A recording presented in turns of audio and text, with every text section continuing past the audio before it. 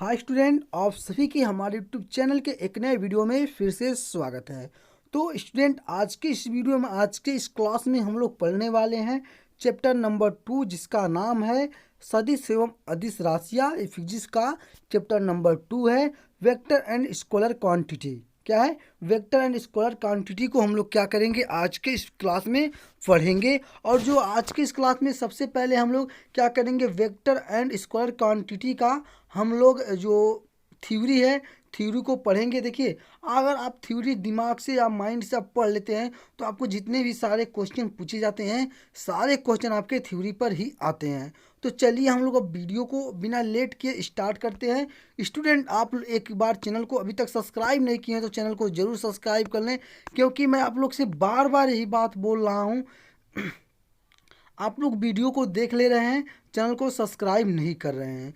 तो चलिए आप लोग एक बार चैनल को सब्सक्राइब करके फिर हम लोग आगे बढ़ते हैं। और आज की इस क्लास में हम लोग देखेंगे जो हमारा पहला थ्योरी है क्या होने वाली है। और अभी तक आप लोग टेलीग्राम चैनल और व्हाट्सएप ग्रुप पे ज्वाइन नहीं हुए हैं तो जाके ज्वाइन हो जाएं, जिसका लिंक मैं वीडियो के डिस्क्रिप्शन बॉक्स में दे दिया हूँ। आप लोग वहाँ से जाके ज्वाइन हो जाएं।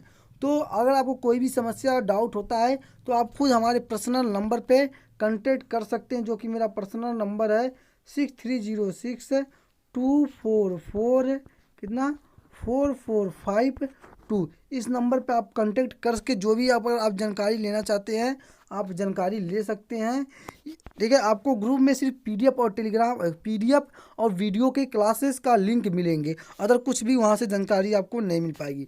आपको कोई भी जानकारी लेना है तो इस नंबर पे व्हाट्सअप करें या इस नंबर पे कॉल करके आप पूछ सकते हैं।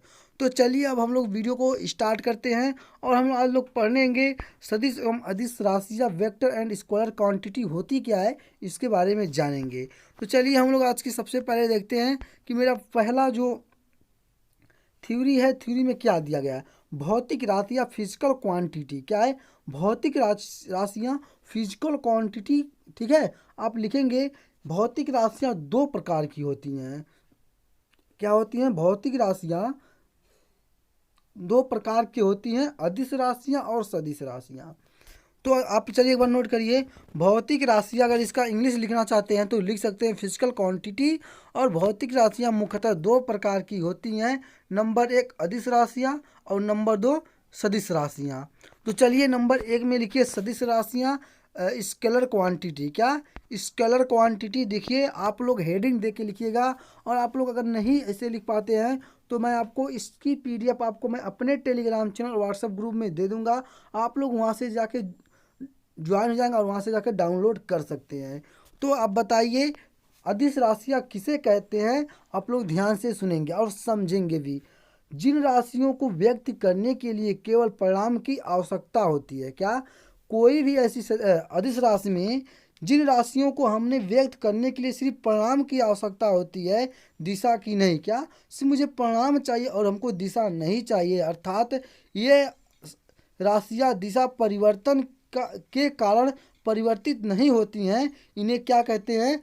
अदिश राशियाँ कहते हैं। क्या कहते हैं? अदिश राशियाँ कहते हैं। अब आपको समझ में आ गया होगा कि अदिश राशियाँ किसे कहते हैं। नंबर 1 अदिश राशियाँ स्केलर क्वांटिटी। ध्यान देंगे। अब आप लोग लिखिए, जिन राशियों को व्यक्त करने के लिए केवल परिणाम की आवश्यकता होती है, दिशा की नहीं होती है।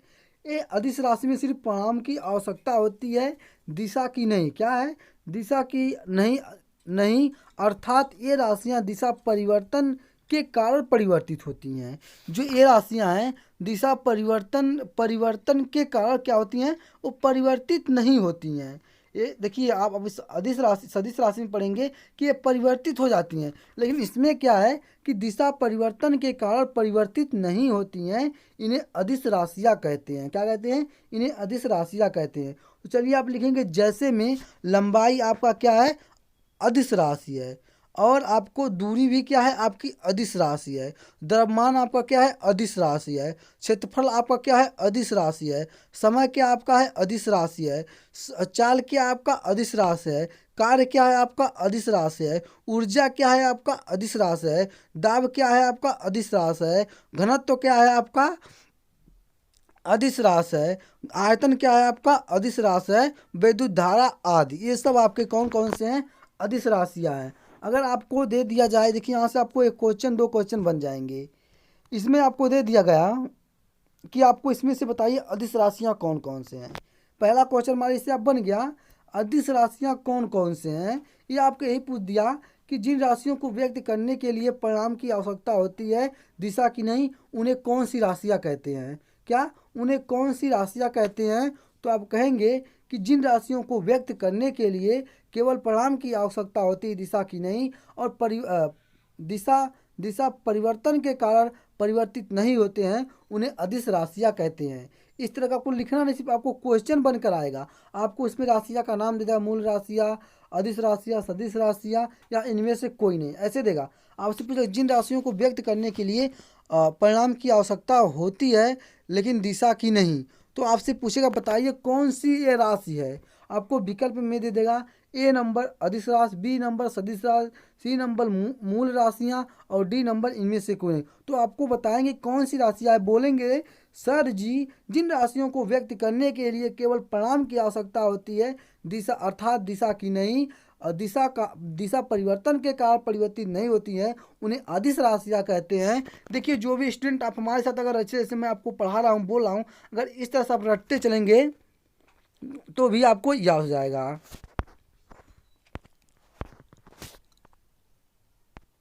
अब देखिए जैसे लंबाई, दूरी, द्रव्यमान, क्षेत्रफल, समय, चाल, कार्य, ऊर्जा, दाब, ताप, घनत्व, आयतन, विधा, ये सब क्या है? ये सब अदिश राशियाँ हैं। अगर आपसे पूछ दिया, दे दिया है कि आप बताइए इसमें से आप अदिश राशियाँ छांटिए, आपको एक में दे दिया त्वरण, दे दिया वेग, दे दिया और दूरी दे दिया, और आपको दे दिया ये सभी, तो आप कौन से बोलेंगे? बोलेंगे सर कि दूरी मेरा जो है अदिश राशि है। यहाँ से भी एक क्वेश्चन आपका बन जाएगा। तो चलिए मैं आपको इस पर क्वेश्चन बनाकर दे दूंगा, मैं खुद आपको पर्सनल क्वेश्चन इस पर बना के दूंगा। तो चलिए आप दूसरा नंबर डालेंगे, वेक्टर क्वांटिटी सदिश राशियाँ। क्या वेक्टर राशियाँ, सॉरी सदिश राशियाँ वेक्टर क्वांटिटी, ठीक है। ये क्या होते हैं? दूसरा नंबर में लिखेंगे सदिश राशियाँ, इसका इंग्लिश है वेक्टर क्वांटिटी। चलिए आप लोग इसकी थ्योरी को आप लोग नोट करिए। जो पहले आप लोग एक बार पढ़ेंगे, फिर उसके बाद मैं आपको दोबारा लिखाऊंगा। जिन राशियों को व्यक्त करने के लिए परिणाम एवं दिशा दोनों की आवश्यकता होती है, अर्थात यह राशियाँ दिशा परिवर्तन के कारण परिवर्तित हो जाती हैं, इन्हें सदिश राशियाँ कहते हैं। क्या कहते हैं? इन्हें सदिश राशियाँ कहते हैं। अब आप बताएंगे कि सर जी, जिन राशियों को व्यक्त करने के लिए परिणाम एवं दिशा दोनों की आवश्यकता होती है, अर्थात ये राशियाँ दिशा परिवर्तन के कारण परिवर्तित हो जाती हैं, इन्हें क्या कहते हैं? सदिश राशियाँ कहते हैं। और कौन कौन से सदिश राशियाँ हैं? सदिश राशियाँ विस्थापन है, वेग है, त्वरण है, बल है, समवेग है, आवेग है, भार है, विद्युत क्षेत्र आदि। क्या है? विद्युत क्षेत्र आदि। तो अब आपको समझ में आ गया होगा। तो चलिए आप लोग एक बार जल्दी से नोट करिए कि सदिश राशियाँ वेक्टर क्वांटिटी लिखेंगे। सदिश राशियाँ किसे कहते हैं? लिख देंगे सदिश राशियाँ। अगर इंग्लिश लिखना चाहते हैं तो इंग्लिश भी लिख सकते हैं। आपका जब क्वेश्चन एंट्रेंस एग्जाम जब आपका पेपर होता है तो आपको इंग्लिश और हिंदी में दोनों दिया जाता है। किसमें? इंग्लिश और हिंदी दोनों में दिया जाता है, नहीं कि एक में दिया जाता है, दोनों में दिया रहता है। तो अब चलिए लिखिए, जिन राशियों को व्यक्त करने के लिए परिणाम एवं दिशा दोनों की आवश्यकता होती है, अर्थात ये राशियाँ दिशा परिवर्तन के कारण परिवर्तित हो जाती हैं, इन्हें सदिश राशियाँ कहते हैं। और सदिश राशियाँ कौन कौन सी हैं? विस्थापन आपका सदिश राशि है, वेग आपका सदिश राशि है, त्वरण आपका सदिश राशि है, बल आपका सदिश राशि है, संवेग आपका सदिश राशि है, आवेग आपका सदिश राशि है, भार भी आपका क्या है? सदिश राशि है, विद्युत क्षेत्र क्या है? आपका सदिश राशि है। तो अब आपको समझ में आ गया होगा कि कौन कौन से हैं। तो चलिए अब आगे की तरफ चलते हैं। आप लोग नोट कर चुके होंगे। अब हम लोग पढ़ेंगे, अब हम लोग क्या पढ़ेंगे? अदिश सदिश राशि, सदिश निपूरण। क्या? Vector notation, vector notation. क्या पढ़ेंगे? Vector notation. अब हम लोग वेक्टर नोटेशन में देखेंगे इससे क्या इससे कहते हैं। तो चलिए आप लोग हेडिंग डालिए, सदिश निरूपण तो आप यहाँ पे इसका लिखेंगे सदिश राशियों को तीर द्वारा निरूपित किया जाता है। क्या है? सदिश राशियों को किसके द्वारा निरूपित किया जा सकता है?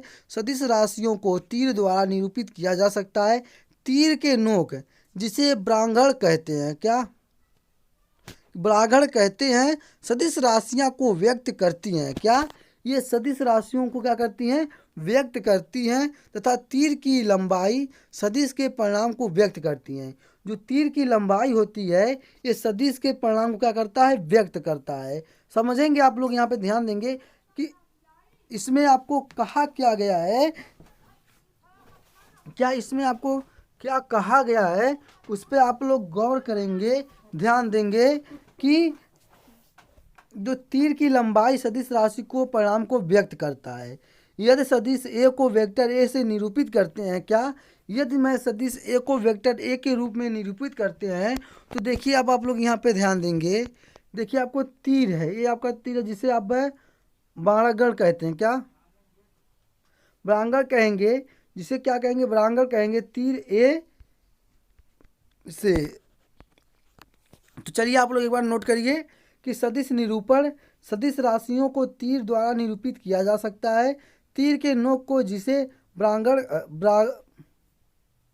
ब्राह्मण कहते हैं सदिश की दिशा को व्यक्त करती है तथा तीर की लंबाई सदिश के परिणाम को व्यक्त करती है। इस सदिश ए को वेक्टर ए से निरूपित करते हैं। ये आपका क्या है? यही आपका इस तरह का बना लेंगे जो तीर है। तो चलिए हम लोग अब देखेंगे सदिश राशियों को संबंधित महत्वपूर्ण बिंदु। आप लोग इसमें पढ़ेंगे, इनमें महत्वपूर्ण बिंदु, और इससे आपको क्वेश्चन पूछता है important point registration vector quantity. ठीक है, शून्य सदिश जीरो ऑफ null वेक्टर। क्या जीरो और null वेक्टर क्या है? शून्य सदिश है। अब आप लोग कहेंगे कि सर शून्य सदिश किसे कहते हैं, शून्य सदिश क्या होता है? आपको इससे भी क्वेश्चन बनेगा। ऐसी सदिश जिसका परिणाम शून्य हो शून्य सदिश कहलाता है। अब आपसे एक क्वेश्चन देखिए यहाँ पे बन गया। आप बताएं, पूछेगा कि शून्य ऐसा सदिश जिसका परिणाम शून्य होता है उसे कौन सा सदिश कहते हैं? क्या उसे कौन सा सदिश कहते हैं? तो कहेंगे सर जी ऐसा सदिश जिसका परिणाम शून्य होता है उसे हम लोग शून्य सदिश कहते हैं। क्या कहते हैं? शून्य सदिश कहते हैं। इसे दिशा अनिश्चित होती है। क्या इसकी दिशा जो होती है क्या होती है? अनिश्चित होती है, निश्चित नहीं होती है, मतलब अनिश्चित होती है। जैसे a बराबर v, a माइनस बी बराबर जीरो। क्या आप कैसे करेंगे कि a बराबर b व a माइनस बी बराबर जीरो। क्या a माइनस बी बराबर जीरो। तो अब कहेंगे, एक बार आप नोट नहीं किए, नोट कर रहे होंगे, ऐसा सदिश जिसका परिणाम शून्य हो शून्य सदिश कहलाता है। इसकी दिशा अनिश्चित होती है। क्या होती है? इसकी दिशा अनिश्चित होती है। a बराबर v व a माइनस बी बराबर जीरो। ठीक है, एकांक सदिश है। क्या एकांक सदिश यूनिट वेक्टर। क्या यूनिट वेक्टर एकांक सदिश किसे कहते हैं? वह सदिश जिसका परिणाम एक होता है एकांक सदिश कहलाता है। क्या अब बोले, एक क्वेश्चन आपको यहाँ से भी बन गया, वह सदिश जिसका परिणाम एक होता है इसे कौन सा सदिश कहेंगे? तो बोलेंगे सर जी जिसका सदिश वह सदिश जिसका परिणाम एक होता है उसे एकांक सदिश कहते हैं। क्या कहते हैं? उसे एकांक सदिश कहते हैं। यदि ए का दिशा है, यदि ए एक दिशा है जिसकी दिशा एक ही दिशा में है। क्या आपसे कहा गया है यदि ए एक दिशा है। क्या यदि ए एक सदिश है, क्या है? यदि ए एक सदिश है जिसकी दिशा एक ही दिशा, क्या जिसकी दिशा एक ही दिशा में है। क्या इसकी दिशा किस में है? एक ही दिशा में है। तब एक ही दिशा में एकांक वेक्टर को एकांक वेक्टर को ए वेक्टर से लिखा जा सकता है। क्या एक वेक्टर से लिखा जा सकता है इस प्रकार, ए वेक्टर बराबर अपवान में ए क्या होगा? ए होगा। समझ में आया? आ गया होगा। अब चलिए आप लोग नोट करेंगे, एकांक सदिश किसे कहते हैं? वह सदिश जिसका परिणाम एक होता है एकांक सदिश कहलाता है। यदि ए एक सदिश है जिसकी दिशा एक ही दिशा में है, तब एक ही दिशा में एकांक वेक्टर को ए वेक्टर से लिखा जा सकता है। इस प्रकार ए वेक्टर बराबर ए अपान कोष्टक में ए। आगे समझ में ना? तो चलिए अब हम लोग पढ़ेंगे सदिशों के योग। क्या पढ़ेंगे? हम लोग पढ़ेंगे अब सदिशों के योग। क्या? सदिशों का योग पढ़ेंगे। क्या पढ़ेंगे? सदिशों का योग। तो चलिए आप लिखिए अब सदिशों का वेग में हेडिंग दे के लिखेंगे कि क्या असदिश अदिश क्या अदिश राशियों को बीज गणित के साधारण नियमों के अनुसार जोड़ा अथवा घटाया जा सकता है। क्या?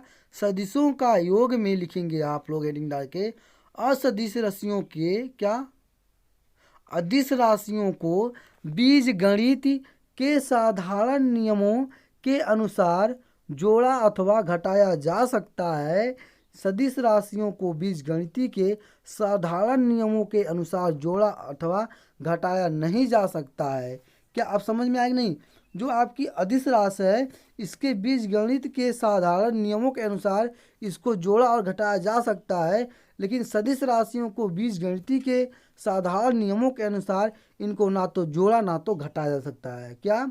जो अदिश राशि आपको इसको आपको बीज गणित के साधारण नियम के अनुसार इसमें आप जोड़ भी सकते हैं और इसमें आप क्या कर सकते हैं? घटा भी सकते हैं। लेकिन सदिश राशि में आपको ना तो जोड़ सकते हैं ना तो घटा सकते हैं।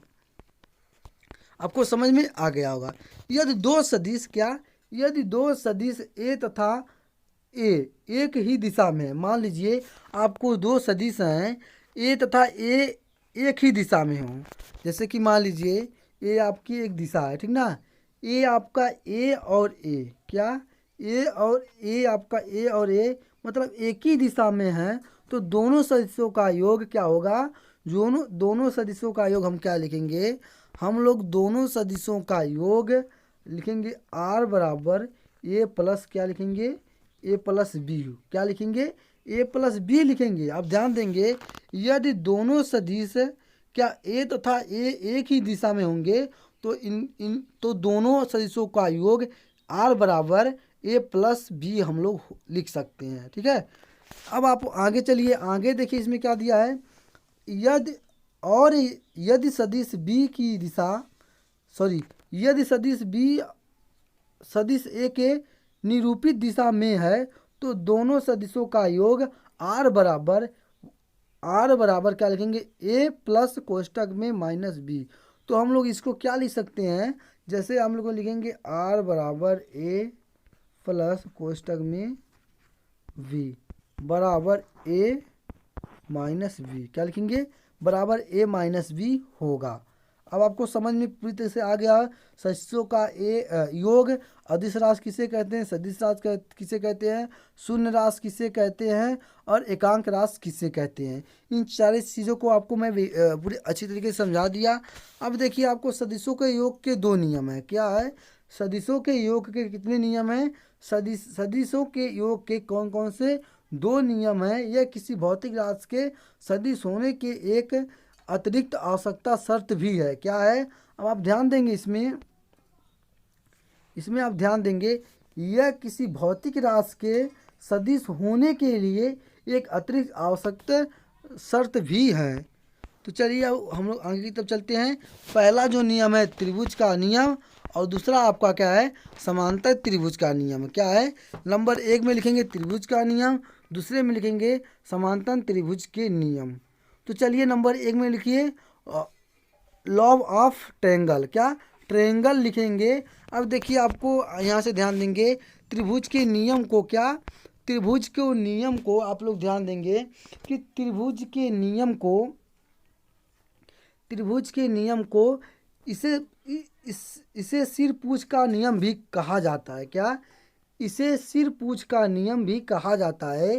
त्रिभुज के नियम को क्या? इसे सिर पूछ के नियम भी कहा जाता है, जिसमें एक सदिश के सिर पर दूसरे की पूछ इस प्रकार रखते हैं। अभी मैं आपको बता रहा हूँ, जैसे मान लीजिए मैंने यहाँ पे एक चीना खाद दिया, ठीक, और एक चीना इसको मैंने खाद दिया। अब मान लीजिए इसमें मैं एक पूँछ बना दिया और इसमें भी मैंने क्या किया, एक पूंछ बना दिया।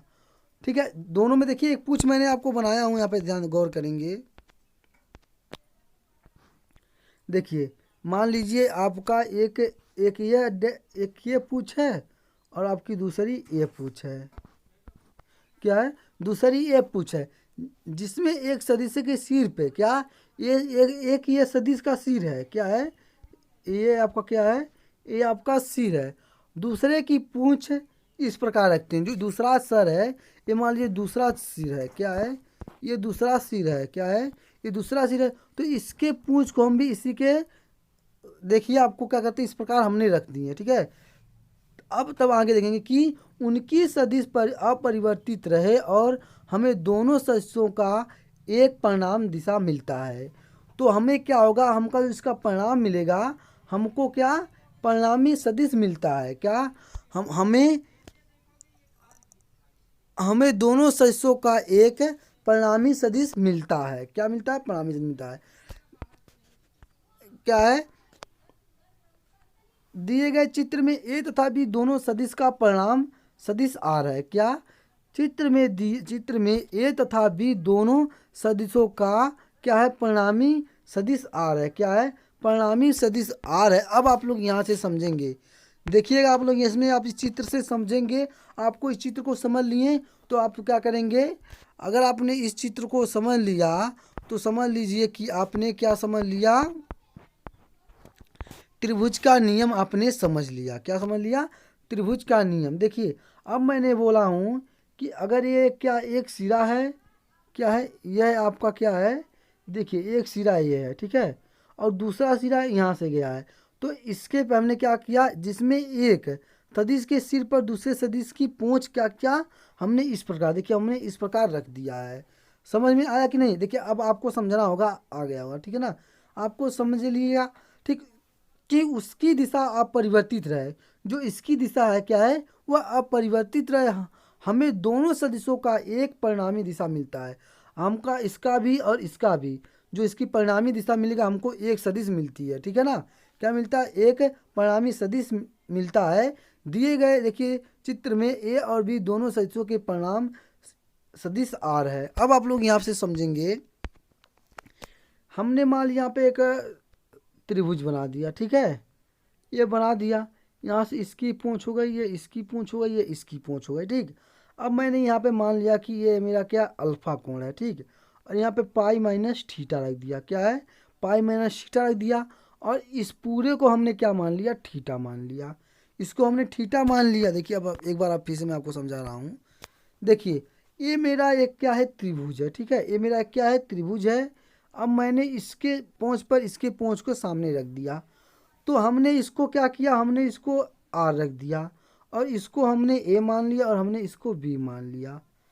हमने इसको ए मान लिया और इसको बी मान लिया, और इसको हमने इस कोण को मैंने सी मान लिया। तो अब हम क्या करेंगे, जब सी मान लिया तो हम इसको लिखेंगे कैपिटल बीच के यहाँ से और यहाँ के बीच में कैपिटल ए, और सी और बी के बीच में हम लोग लिखेंगे capital small B, sorry small B. और हमने क्या किया, यहाँ से इसको मैंने क्या किया, थीटा मान लिया। हमने यहाँ से इसको क्या कर लिया, थीटा मान लिया। या तो नहीं, आप इतने को आप पाई माइनस थीटा मानेंगे।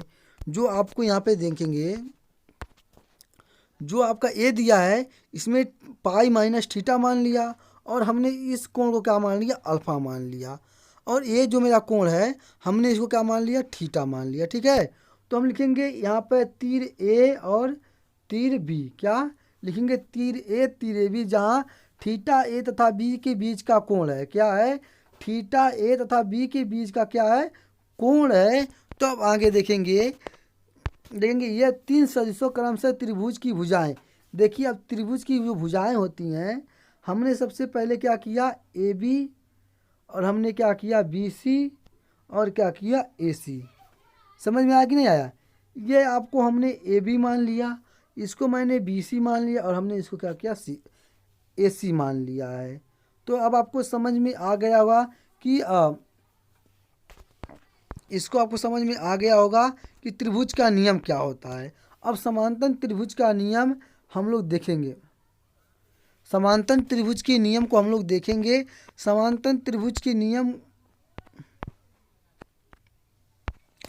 समांतर त्रिभुज, इसमें दो सदिश ए तथा बी को समांतर चतुर्भुज की दो आसन भुजाओं की तरह प्रयुक्त करते हैं। क्या करते हैं? दो आसन भुजाओं की तरह क्या करते हैं हम लोग? प्रयुक्त करते हैं। इसमें दो सदिशों इसमें दो सदिशों ए तथा बी को समांतर चतुर्भुज की दो आसान भुजाओं की तरह हम लोग क्या करते हैं? प्रयुक्त करते हैं। अब हमने देखिए इस पे आपको एक फार्मूला बनेगा और आप इस फार्मूले पे अपने क्वेश्चन को भी लगा सकते हैं। तो चलिए हमने क्या किया, यहाँ पे ध्यान दीजिएगा। देखिए मैंने आपको यहाँ पे एक यहाँ पे बना दिया, ठीक है। ये मेरा क्या हो गया? बी हो गया, एक मेरा बी हो गया, और हमने इस कोण को बनाया, ये मेरा क्या हो गया? ए हो गया, ठीक है ना। अब हमने यहाँ से देखिए, अब इस एंगल को इस एंगल से यहाँ पे एक बार देखिए, हमने एक तीर खींचा, जिसको मान लिया मैंने, इस पूरे तीर को क्या मान लिया? बी मान लिया, ठीक है। और हमने इसको क्या किया? ए मान लिया, हमने इसको ए मान लिया।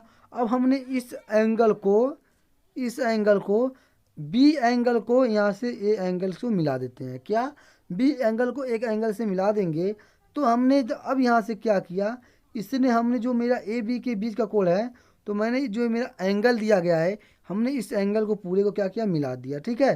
तो अब देखिए मेरा यहाँ पे एक कोण यहाँ पे बन रहा है, ये कोण मेरा अल्फा बनेगा, और जो मेरा दूसरा कोण बनेगा क्या बनेगा? ये मेरा पूरा दूसरा कोण बनेगा, तो थीटा बनेगा। इसको हमने आर मान लिया। जहाँ थीटा दो सदिशों ए तथा बी के बीच का कोण है, क्या है? जहाँ थीटा दो सदिशों ए तथा बीच के बीच का क्या है? ये ए और बी के क्या है? बीच में है। ये क्या है? मेरा थीटा कोण है। क्या है? मेरा थीटा कोण है। तो देखेंगे, तो आर बराबर अंडर रूट ए का स्क्वायर प्लस बी का square plus 2ab cos theta, तथा यदि परिणामी दिशा आर क्या है? यदि परिणामी दिशा आर ए के साथ कोण बनाता है, क्या साथ ए कोण बनाता है, तो टेन क्या, तो लिखेंगे टेन ए बराबर क्या? टेन ए बराबर बी साइन थीटा प्लस ए प्लस बी कॉस थीटा। क्या देखिए, और आपको इस पे भी आप सवाल लगाएंगे, इस पे भी लगाएंगे सवाल। तो अब क्या करेंगे, आप इन दोनों को आप क्या करेंगे, इन दोनों को आप क्या करेंगे? ट्रिक लगा लेंगे। आपको इन दोनों पे क्या होगा? आपको इन दोनों पे आपको क्या बनेगा? इन दोनों पे आपको क्या बनेगा? क्वेश्चन आंसर बनते हैं। क्या है? इन दोनों पे आपके क्वेश्चन आंसर लगेंगे। आप लोग क्या करेंगे? इन दोनों पे आपको देखिए मैंने यहाँ पे लगा दिया, ये भी आपका महत्वपूर्ण है, ये भी आपका महत्वपूर्ण, इन दोनों को आप लोग लिख लेंगे। तो चलिए हम लोग अब आगे की तरफ बढ़ते हैं। हम लोग अब आगे पढ़ेंगे सारणी में थीटा पर आर की निर्भरता की कुछ विशेष परिस्थितियाँ दिखाई गई हैं। क्या? इसमें कुछ जो कुछ परिस्थिति दिखाए गए हैं, उसको हम लोग क्या करेंगे? समझेंगे। क्या करेंगे? हम लोग समझेंगे। तो देखिए मेरे पहले आपको इस तरह कॉलम बनाएंगे। तो अब आपने देख लिया, जैसे कि आपको यहाँ पर स्थितियाँ और थीटा और आर विशेष। तो देखिए नंबर 1 में करेंगे थीटा बराबर 90 अंश। क्या करेंगे? थीटा बराबर आप लोग ध्यान देंगे, थीटा बराबर क्या करेंगे? थीटा बराबर 90 अंश। क्या करेंगे? थीटा बराबर 90 अंश। और यहाँ पे आर बराबर क्या? यहाँ पे आप लिखेंगे आर बराबर 0। क्या? आर बराबर 0। इतने कौन सा सदिश है? ये आपका शून्य सदिश है, जिसमें आपको शून्य दिखाई देता है, उसको कर लेंगे आप। ये मेरा क्या है? शून्य सदिश है। अब दूसरे नंबर में आपको दिया गया है, क्या? आपको दूसरे नंबर में दिया गया है कि थीटा बराबर 180 कोण। क्या? थीटा बराबर 180 कोण दिया गया है। तो आप लिखेंगे आर बराबर ए माइनस बी। क्या? आप लिखेंगे सर जी आर बराबर क्या लिखेंगे? सर जी आर बराबर ए माइनस बी। ये क्या है? न्यूनतम है। ये क्या है? न्यूनतम है। तीसरे में लिखेंगे थीटा बराबर 0। क्या लिखेंगे? थीटा बराबर 0। तो आप लिखेंगे आर बराबर ए प्लस बी। क्या? ए प्लस बी जब आपका क्या होगा? ये महत्तम होगा। क्या होगा? ये आपका जोड़ेंगे तो आपका अधिक होगा, ये घटाएंगे तो आपका क्या होगा? न्यूनतम होगा। तो अब आपको समझ में आ गया होगा। तो अब मैं आपको इसका PDF आपको अपने टेलीग्राम चैनल और व्हाट्सएप ग्रुप में दे दूंगा, जिसका लिंक आपको वीडियो के तो अब हम लोग पढ़ेंगे सदिशों का वियोजन, एंगल ऑफ वेक्टर्स। क्या पढ़ेंगे? सदिशों का वियोजन, एंगल ऑफ वेक्टर को हम लोग पढ़ेंगे। अब आप लोग यहाँ पे ध्यान देंगे, इसमें आपको सबसे पहले लिखेंगे यदि यक्स और वाई तल में एक ही दिशा, सॉरी, यदि यक्स वाई तल में एक सदिश ए इस तरह है, क्या है, जैसे कि मैंने खुद मान लिया कि जैसे कि हमने इसको मान लिया वाई मान लिया और हमने इसको क्या मान लिया, यक्स मान लिया। ठीक है, समझ में आया कि नहीं आ रहा तो जरूर आप बताइएगा कि हाँ आ रहा है।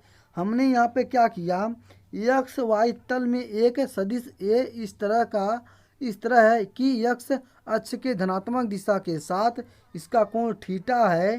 तो सदिश वियोजन के चित्र के अनुसार देखते हैं। ठीक है, तो देखिए हमने इसको y मान लिया हमने और इसको x मान लिया, ठीक है ना, और हमने यहाँ से इस एंगल को कर दिया a मान लिया। अब हमने यहाँ से क्या किया, जब मैंने इसको यहाँ से मिला दिया तो इसको डबल डैश मान लिया और यहाँ से हमने इसको सिंगल डैश मान लिया। और जो मेरा यहाँ कोण बन रहा है, क्या बन रहा है, थीटा कोण बन रहा है। क्या बन रहा है, मेरा थीटा कोण बन रहा है। तो अब आगे क्या करेंगे, यहाँ ए डैश बराबर ए कॉस थीटा तथा ए डबल डैश बराबर ए साइन थीटा, क्या, ए साइन थीटा हो गया। ठीक है, अब ये आप तो समझ में आ गया। अब देखिए आपको यहाँ पे ध्यान देंगे, इस प्रकार ए कॉस थीटा तथा ए साइन थीटा सदिश ए के क्रम से, क्या, सदिश ए के क्रम से ओ एक्स की दिशा तथा ओ वाई की दिशा में घटक है, क्या, घटक है, ध्यान देंगे। ठीक है, तो ये अब आपको पूरी अच्छी तरीके से समझ में आ गया होगा।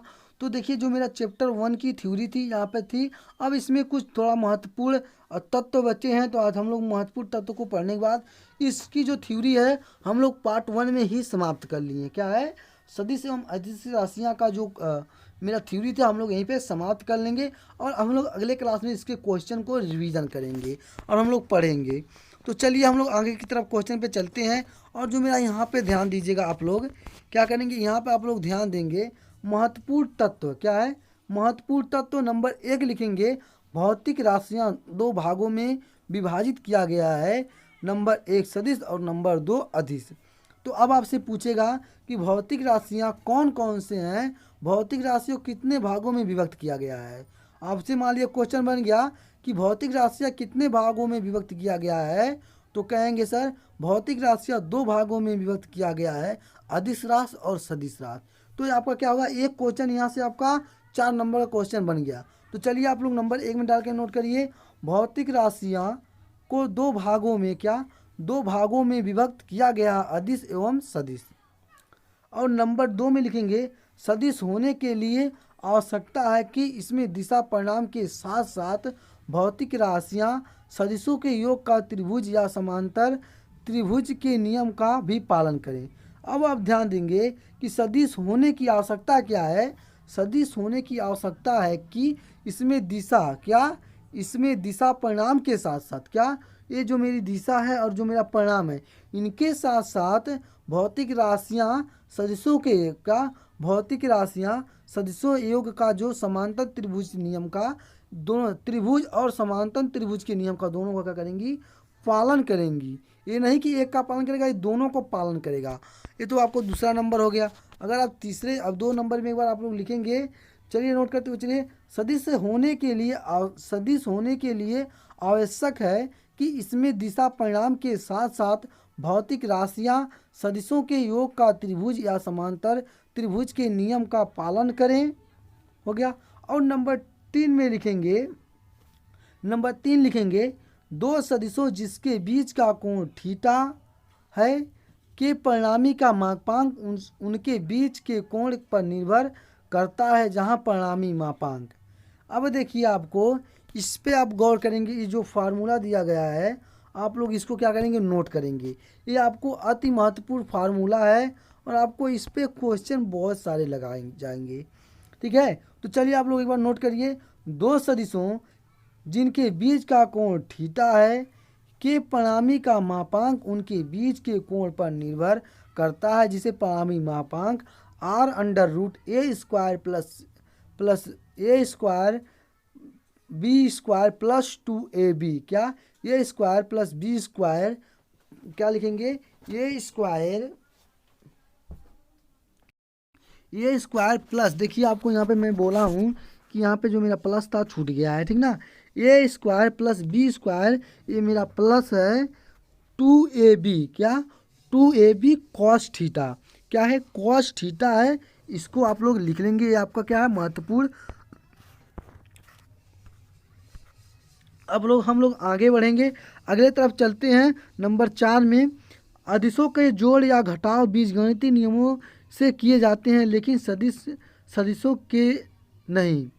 क्या है अदिशों का, जो मैं आपको नहीं पहले बताया हूँ, अदिश राशियों में जोड़ और घटाव का जोड़ और घटाव किया जा सकता है, और लेकिन सदिशों में जोड़ घटाव नहीं किया जा सकता है। तो सेम चीज़ वही है कि अदिशों का जोड़ या घटाव बीजगणितीय नियमों से किए जाते हैं, लेकिन सदिश के नहीं। क्या, लेकिन सदिश के नहीं, आप लोग नोट कर लिए होंगे। तो चलिए एक बार आप देखेंगे, सदिशों का जोड़ या घटाव बीजगणितीय नियमों से किए जाते हैं, लेकिन सदिशों के नहीं। क्या, अदिशों के जोड़ आपको आ गया, अदिशों के जोड़, लेकिन सदिशों का नहीं। और नंबर 5 में विद्युत धारा में दिशा और परिणाम दोनों होते हैं। जो मेरा वैद्युत धारा होता है उसमें दिशा और परिणाम दोनों होते हैं, किंतु यह सदिश नहीं है। क्या है, किंतु यह सदिश नहीं है। जिनका विद्युत धारा में दिशा और परिणाम दोनों होते हैं वो क्या है, किंतु वह सदिश नहीं है। क्या है, वह सदिश नहीं है। तो स्टूडेंट हम लोग को इसी के साथ हम लोग का जो चैप्टर नंबर 1 की थ्योरी थी, सॉरी चैप्टर नंबर 2 की जो थ्योरी थी फिजिक्स का, हम लोग का समाप्त हो गया है। अब हम लोग आगे की तरफ हम लोग की जो क्वेश्चन है, हम लोग अब क्वेश्चन को क्या करेंगे, रिवीजन करेंगे। क्या है, हम लोग क्वेश्चन को रिवीजन करेंगे और देखेंगे कि इसमें कितने क्वेश्चन दिए गए हैं और इसको हमको कैसे हल करना है, इस पे आप लोग गौर करेंगे। क्या करेंगे, इस पे आप लोग गौर करेंगे। तो हम लोग की थ्योरी आज समाप्त हो चुकी है। तो स्टूडेंट आप लोग एक बार वीडियो को लाइक और शेयर कर दीजिए। अगर अभी तक आप लोग लाइक नहीं किए हैं तो लाइक और शेयर कर दीजिए, और कमेंट सेक्शन में बताइए कि ये आपको क्लास कैसा था। आपको अगर समझ में ना आए तो मैं आपको इससे भी और सरल तरीके में समझाने का प्रयास करूँगा, ताकि आप लोग को समझ में आ जाए। तो स्टूडेंट ये मेरा चैप्टर नंबर 2 था फिजिक्स का। आज हम लोग थ्योरी को पढ़ चुके हैं और अगले में हम लोग क्वेश्चन और आंसर को देखेंगे। तो स्टूडेंट बस इस वीडियो में इतनी ही, हम अगले वीडियो में मिलते हैं। तब तक के लिए जय हिंद।